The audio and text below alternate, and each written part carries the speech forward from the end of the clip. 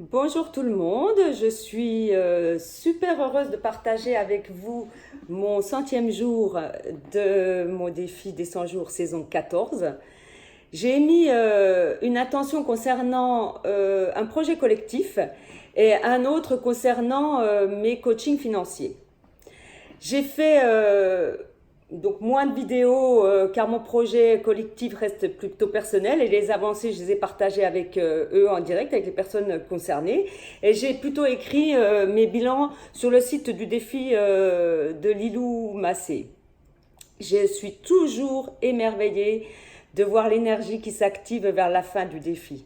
C'est comme de la magie. En relisant mes commentaires sur le cahier, je me suis rendu compte que pas mal de choses ont changé dans mon environnement, qu'il soit personnel ou qu'il soit professionnel. Dans le cadre de mon travail, un très grand changement est en train de s'opérer. On va carrément vers l'inconnu, mais en attendant, on doit tous se faire confiance. Des personnes ont quitté ou vont quitter le service et ça donne une nouvelle énergie. Certains sortent de leur coquille, ils retrouvent le sourire. On dirait donc un renouveau qui se veut prometteur. Nous allons devoir travailler seuls et sans responsable de service, juste avec quelqu'un par intérim jusqu'en mars 2020 et qui compte beaucoup sur nous. Cela va vraiment remettre les priorités en place.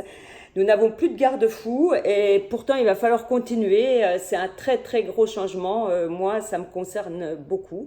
L'endroit où j'ai le plus évolué, c'est en fait avec la méditation. J'ai fait des expériences assez intenses, comme par exemple réaliser une méditation collective avec deux de mes clientes que j'ai en coaching pour faire la paix avec un passé extrêmement lourd. On a fait un rituel dont je n'aurais même pas été pensé être associée. J'ai tenu dans mes mains la mémoire de la Deuxième Guerre mondiale qui a eu pour effet sur moi un impact super important.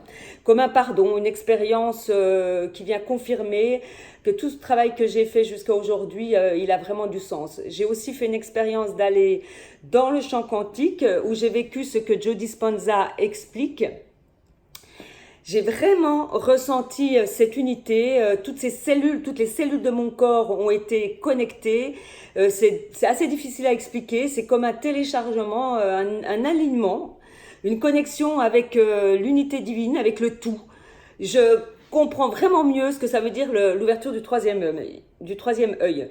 J'ai vu comme si j'avais les yeux ouverts. J'ai vu ce champ, comme dans les films en 3D. On a les yeux ouverts et on voit le champ. C'est génial comme expérience. On se sent dans une autre dimension, dans un autre univers que celui terrestre.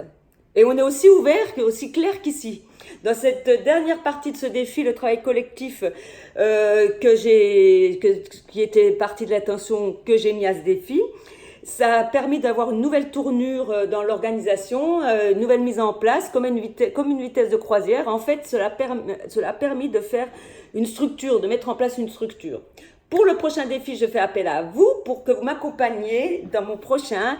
Et il va être beaucoup plus spirituel que technique. Je vais aller au-delà de mes limites, de celles que Joe Dispenza nous explique. Et j'aimerais bien faire ces choses-là avec vous parce qu'il dit, Joe Dispenza, que des personnes ordinaires peuvent faire des choses extraordinaires. Alors, soyons ceux-là. Et donc je vous dis à bientôt pour mon prochain défi qui se fera vers la mi-août ou vers la fin août. Et donc j'aimerais vous y associer avec moi. Je vous dis à très bientôt et je vous embrasse.